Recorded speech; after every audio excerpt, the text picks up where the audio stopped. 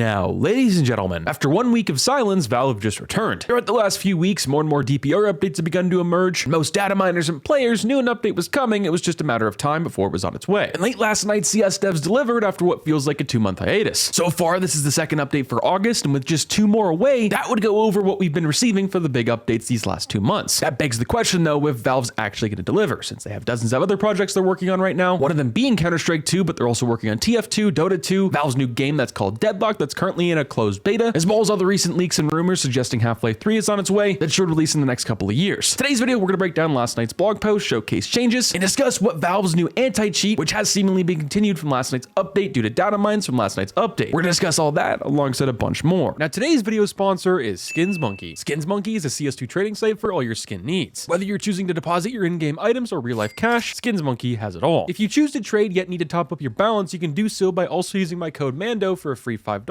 Alongside depositing, you get an additional 35% of a deposit bonus. With SkinsMonkey's large variety of skins, they also offer daily, weekly, and monthly giveaways. If interested, the link will be in the top of the description down below. Now, firstly for today's video is the meat and potatoes, where we're just gonna hop right into the blog post. Now, for last night, there should have been 3 different updates, only if you have mills and also pool day downloaded to the workshop. Now, in last night's blog, there's actually 2 different categories with miscellaneous and also maps. The maps being mills and pool day. Valve put it out last night alongside some other fixes. The first one up here being mills, where there's just a bunch of miscellaneous bug fixes added, that being with tweaked lighting, fixed grenade blocking issue on mid, and some textures and clipping issues. Now, for pool day, I gotta say this is probably the biggest community map update that we've seen in quite some time. There's 2 categories, that being bug fixes and gameplay, and the biggest change on pool day was actually due to a bug, that being with going back in time to the 1.6 version. For those of you who have played this version on CS2, when you go to the locker and press E, you go back in time to the 1.6 version, and now that's actually not there, where the locker is just fully locked. You can no longer access it, but it's still there. And now if you want to go back in time, according to the creator, you have to have an interaction with the clock near pool above all the chairs. Apparently this was added to mitigate issues where switching graphics was way too easy, especially doing it right after spawning as a CT thanks to Bishi. So overall, this is a pretty cool change. It's also just great for quality of life and gameplay improvements. And on Valve's end, they didn't really deliver with too much, as there's just one big miscellaneous category. The first thing up in the miscellaneous category is Valve slightly delayed tagging effects to reduce instances of players experiencing teleportation when taking damage. Now, Valve's explanation for this is delaying tagging results in smoother experiences. However, players will have slightly more time to move at full speed when receiving damage. The delay can be adjusted on servers using this brand new command, default 2. Now, from what most data miners and players are saying within the community, is this seems to be by default just into the game now, and you can tweak it, well, if you have your own server, your own game going, or on a third-party client such as Faceit. Now, I'm assuming they're going to go with what everyone else uses, but we don't really know, but it's also cool that you can adjust it now to what your liking is. Valve fixed a case where players could start the bomb plant animation outside the bomb sites. Obviously, this is a pretty big issue, and this is just one of many dozens of problems that have been, well, popping up inside CS2 the last few weeks, but I'm glad it's fixed, and I'm glad it was also mentioned. Valve also fixed a case where the revolver barrel will rotate just automatically. And lastly, for today's blog post, Valve also reduced the initial loading times for settings and play menus by quite a bit. Just by going to your menus, going and flicking through everything, it's a lot smoother, things pop up much quicker, and there's not that delay that there once was. And that pretty much concludes last night's blog post. Now, the best changes from last night's blog post was most definitely the gameplay for the delay while getting hit. This doesn't change the game entirely, but just more so improves it. Also to mention, with more updates like this in the future, the game will obviously become more and more stable throughout time, and Valve will maybe make its way to eventually fix subtick and just make the overall game feel less clunky. Now let's just translate that into gameplay and things would be a lot better. Now in my books, I believe it's pretty crazy that we're considering the Copenhagen Major getting removed to be an actual good addition for last night's update, because it's some of the only actual change we saw in last night's update, that being if you don't data mine, look behind the scenes, or see what's going on with the devs, data miners, and players within the community behind the scenes. Now I know I don't touch on skins and cosmetics too much, especially for investing anymore, but for those who are buying, selling, and maybe investing into these stickers, the overall point I want to get across is just to be very careful. Now yes, it hasn't even been 24 hours yet of making this video and this update actually going out, but these stickers are extremely low in quantity, it seems as of now, especially on Steam. Most of these capsules are sitting well below their retail price at 24 cents, some even at 18, that being the Champions autograph capsule. But just because these are low in quantity in the market doesn't mean the overall quantity is low in general. If any of these stickers or capsules spike up out of nowhere, that's most likely due to FOMO of them being removed, like any other item for any other update. As well as I wouldn't expect these prices or stickers to really spike any more than they are right now, at least for the next few months, especially if the Shanghai Major is similar stickers, because we have had the same stickers for the last 3 years. Now, stepping aside from last night's blog post from all the work the CS devs put in, now let's deep dive behind the scenes, that being for VAC alongside Snapdac detection. Now, there was dozens of posts on this, but specifically from Gabe Follower, in my opinion, best explains it. Now, the first post up from Gabe Follower was pretty much right after this update came out, where he was diving deep into some data mines, and he thinks specifically that this is for anti-cheat tweaks. Now, he starts off by saying new suspicious shot strings in CS2's update. Number 1 is suspicion, number 2 is suspicious shot sample, number 3 is sus hit odds, number 4 is hit chance, and number 5 is suspicion chance. Now, there actually might be enough data from the last few months to actually make a whole video on this, maybe next week or the week after, but practically every medium to large size update this last few months has had either something teasing or full-on data mines saying that a new anti-cheat is on its way, or at least tweaks to the current one we have is eventually coming. And last night just further proved that more. Now, last week's update in data mines, Gabe Follower also pointed out that keychains could be coming soon. I wouldn't say could, they probably are. Valve needs new cosmetics on the shop for them to make money, while also giving players something new, and that's their definition of new, and especially content nowadays. But since these have also been leaked and teased for the last year, I'm assuming they're probably going to release in the next few months. Now, for a video I made just a couple of days ago discussing Razer SnapTap, we went over the brand new keyboard and pretty much assessed that the keyboard wasn't worth the over $200 value, because you're paying $200 for a piece of plastic when you can essentially just use binds on your own PC with any keyboard you have for the exact same feature. But overall, if you know how to strafe inside CS, it was pretty broken. In last night's update, Gabe Follower also pointed out that CS2 Devs added Razer SnapNet detection inside the game. So I'm not sure if this is for an anti-cheat, but a lot of players, including pros, are up in the air now if they should switch keyboards and what this means for the future. This is making me think that Valve is either wanting to ban this sometime in the future, or maybe just wanting to know more info on players for what hardware they're using, but we don't really know. The game right now is far from perfect, but it's taking the steps of quality of life improvements that put CS2 back on the right path. A question that I have is it time for a new case or content since the sticker sale has finally been removed? Since Valve has to make up for the potentially lost income from the shop from the stickers being gone, could they replace it with a capsule, music kit, case, or possibly keychains as we just discussed? Let me know what you guys think. I'll catch you guys in the next one. Stay positively sexy. I'm out, guys. Peace.